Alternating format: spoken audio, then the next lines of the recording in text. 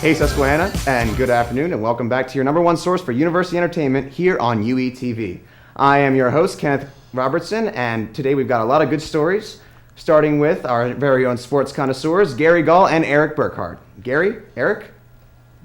Good afternoon, ladies and gentlemen, and welcome to sports. Before we begin, I got two questions from my big co-host here, Eric. Eric, first question, who is the head ball coach at Susquehanna University football? That would be Steve Briggs. That is correct. And question two, when you think of Susquehanna University football, who do you think of first besides myself? Besides you, I would also say Steve Briggs. Well, that is correct, and Eric is 2 for 2. And as you all know, Steve Briggs is a famous figure here at Susquehanna University and in the town of Selinsgrove. He has the longest tenure of any coach in school history, and he is the winningest coach in school history. Now let's go to the coach himself to see what he has to say about this year's team and what makes them different from teams in the past and on their performance so far.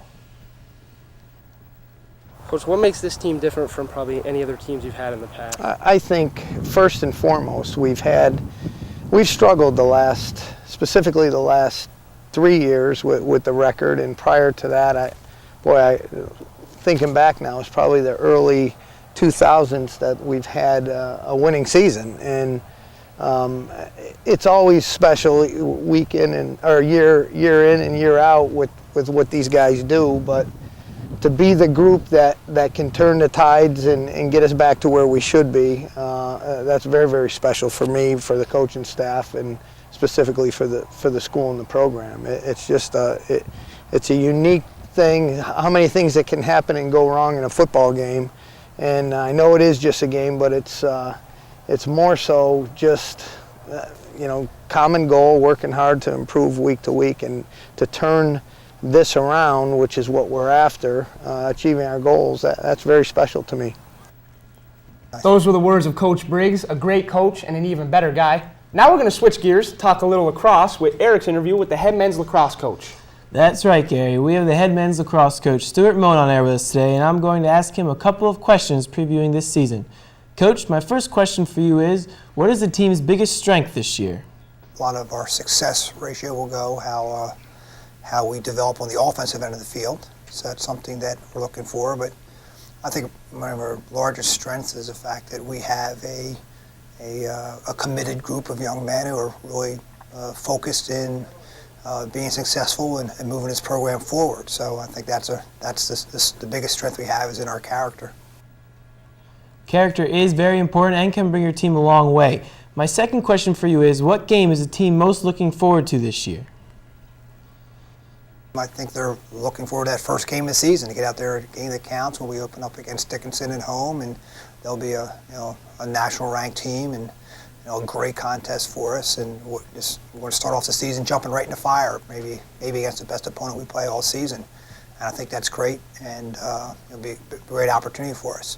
And I also think they're looking forward to that very first conference game, when our first conference game will be against Scranton in the middle of March. So I know that's another benchmark that the team will be looking forward to playing, and again, making a difference and making strides forward. So I think the guys are excited about every opportunity to get a chance to get out there. They're excited about the first practice.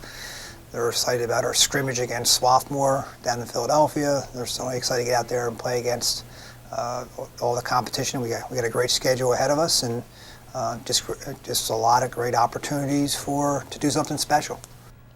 I would like to thank Coach Moan for taking time out of his busy schedule to join us today. Now we're going down to Parker for the weather for this week. Parker? Thanks, guys. And for those of you that like cold weather, I got it today for you in your 7-day forecast. As you can see, temperatures today and tomorrow, they're going to get close to 50 degrees. Might not break it, but you want to watch out for Thursday, though, as temperatures are going to be cold and rainy. Make sure you got your umbrella, but don't worry. It's all going to clear out for this weekend, as we got temperatures in the 50s and getting over 50 degrees. The sun may break through. You might just get lucky, so you might want to have your sunglasses ready. And for those of you traveling out on Monday and Tuesday, it's going to be great weather, so look forward to that. Now we got our very own political correspondent, Ryan Moy. Ryan? Thanks, Parker. I recently interviewed Devin Cottrell, who is an SGA liaison. Check it out. So I hear you're a big Obama supporter. Absolutely. Right. On a scale from, let's take like an iPod commercial, and let's say that McCain is the PC and Obama is the MacBook Pro covered with like black. Yes. Who would you go for? Definitely the MacBook Pro. The MacBook Pro? I'm an Obama supporter and a Mac fan, so okay. It works out well for me. I was just making sure. And how happy are you that he is in the White House? It took a while for it to hit me, like 3 days. 3 days of dancing, doing the electric slide in the OMA. I know, I was right there with you, man. I was right there with you, man. But it really finally hit me, so I'm happy. I mean, not just because he's black, but because I think that he won't drive our country into the ground quite as, well, he won't, but not like John McCain would, not like George Bush has. So. No, I hear you. I'm happy. I'm loving it like McDonald's. I really am. It's the greatest thing known to mankind. How do you feel about the current economic crisis? Do you feel like it will be solved when Obama gets in office? Definitely not. I mean, I think the damage has been done, and it took 8 years to get us into this hole, so It's definitely going to take a lot of time to dig us out. It's not going to be something that's going to be solved on January 20th or even, January 20th of 2010. It's going to take a long time, but it's important that we get moving on it now, and hopefully we can dig ourselves out, become prosperous again. Okay, cool. Do you feel that Barack Obama can definitely save us, basically?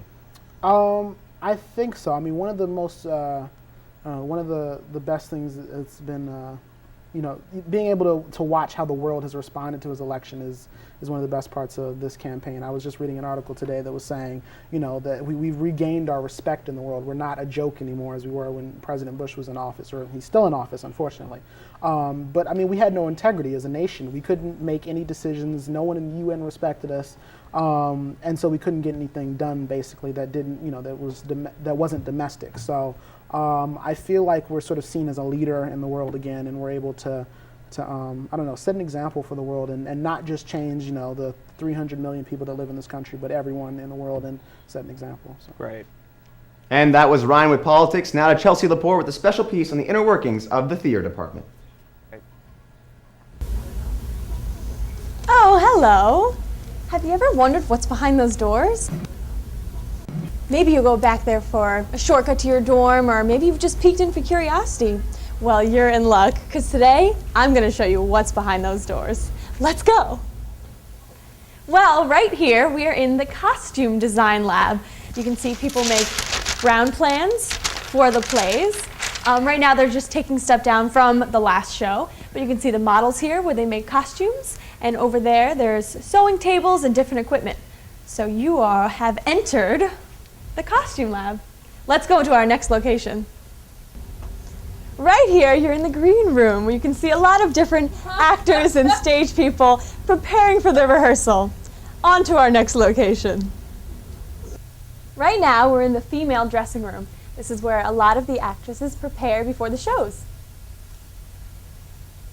Right now, we're in the black box theater, where there are many acting classes that are held, dance classes, and other performances. Let's go to our next destination. Welcome to the shop.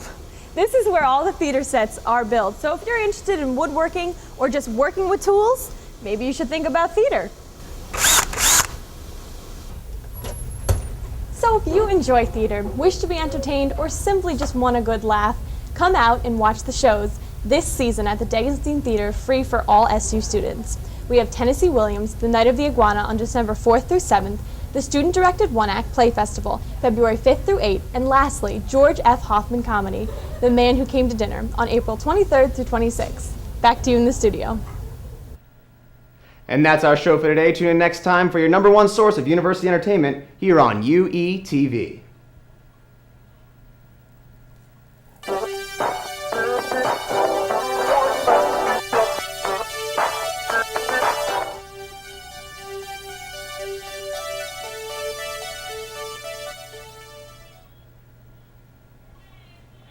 Nice job. All right, it's a wrap. That was the best one yet, right?